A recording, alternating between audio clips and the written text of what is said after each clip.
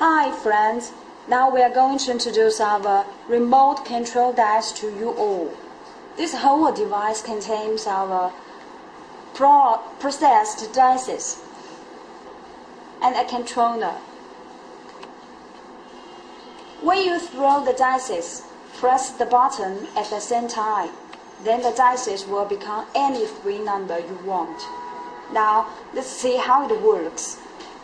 Firstly, we want them to be 1, 2, 3.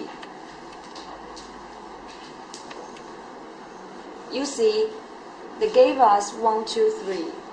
Okay, one more time. We want them to be 4, 5, 6 this time. It's 4, 5, 6, as you can see.